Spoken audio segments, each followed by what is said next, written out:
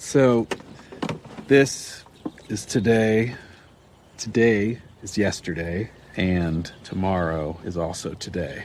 You traveled through time to the present. Yes. Yeah, I don't think you get how time travel works. It's like we're stuck. You know, like a needle on a scratch record. I wake up every day right here, right in Punxsutawney, and it's always February 2nd. It's one of those infinite time loop situations you might have heard about. It's a thing where the same day keeps happening. Time.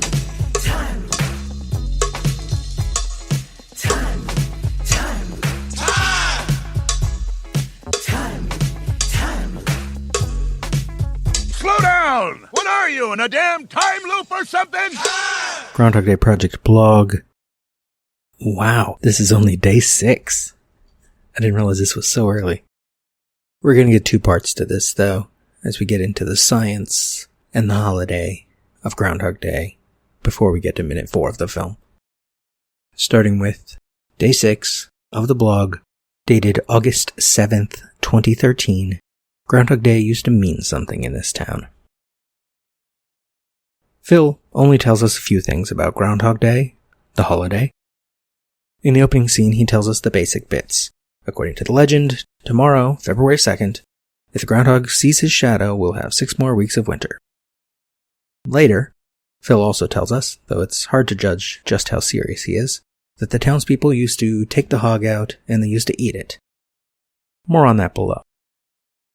Punxsutawney Phil, the prognosticator of prognosticators, can predict an early spring, supposedly. However, the National Climatic Data Center at the National Oceanic and Atmospheric Administration tells us that Punxsutawney Phil is actually wrong more often than he's right. The Storm Facts Almanac puts his accuracy at 39%. But all this begs the question, why do we think a groundhog can predict the weather? Or at least why do we say as much? Groundhog Day can be traced back to a few different things. Imbolc, candlemas, and a group of hunters who actually did eat the groundhog. Imbolc, commonly celebrated January 31st or February 1st, is a Gaelic festival halfway between the winter solstice and the spring equinox. It gets its name from imbolg, which means in the belly, linking it to Ewe's lambing season. Lisa Michael suggests in Nature's Success System that imbolc is a time for allowing yourself to be fertile with ideas. The festival was also linked to weather divination and the Catholicized Gaelic goddess Saint Brigid. This connection makes imbolc a particularly feminine holiday in Wicca. German settlers brought Candlemas with them to America. Superstition said that fair weather on Candlemas, February 2nd, meant winter was going to keep going. Not sure how that works out logically, but maybe it's true. More on that below. And this bit became the groundhog's job to measure here, particularly in Punxsutawney, where the immortal Punxsutawney Phil comes out every year and announces in groundhogese whether or not he has seen his shadow.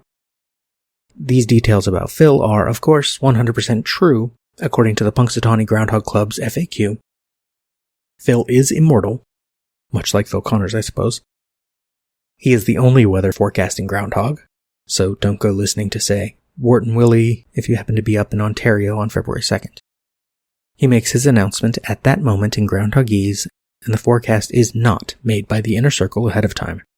Don't let yourself be confused by the scroll that Buster reads that seems to already have the forecast on it.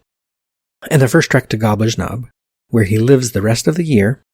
He does not live in the local library enjoying ice cream and dog food because that would be silly. To hear from Phil was in 1887, or possibly 1886, depending on the source. That is the year that Clymer H. Freyas, city editor of the Punxsutawney Spirit, was inspired by local hunters and gourmets who held a groundhog hunt followed by a picnic barbecue. Yes, they did eat the groundhog. Phil Connors may sound like he's making it up, but he isn't. The NOAA-NCDC report says, Freyas thought it so much fun that he wrote up the group as the Punxsutawney Groundhog Club and went on to promote the Punxsutawney Groundhog as the official weather forecaster. As he embellished the story year after year, other newspapers picked it up and soon everyone looked to Punxsutawney Phil for the critical prediction of when spring would return to the nation. Now then, what about the groundhog's ability to predict the weather. The Canadian Encyclopedia tells us there is some truth to the shadow aspect of the legend. Sunny days in winter are generally associated with colder, drier Arctic air, and cloudy days with milder, moist maritime air.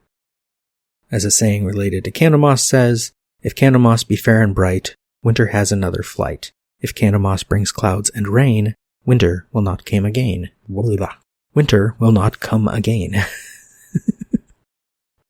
Does science concur? Picture me shrugging.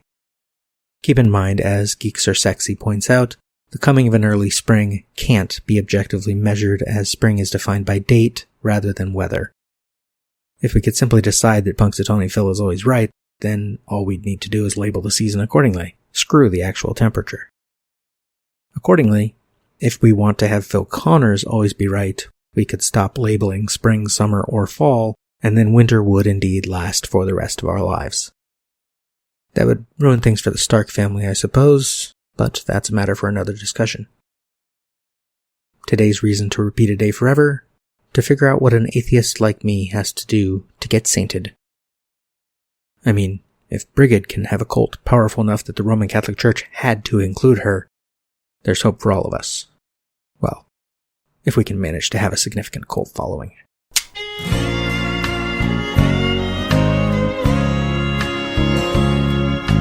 First, I played the game by the rules from 1 to 10. Then you took me round again. I think I have traveled through time. What is wrong in the end which never comes? Or which comes again and again, lapping, like waves. Since the Big Bang set everything in motion, everything that happens in this universe has to be the way it is. Man, are you hungry? I haven't eaten since later this afternoon. Particles unfolding the way they're destined to. How do you sleep at night? You've never seen Groundhog Day? Yeah, you know Groundhog Day is not a documentary.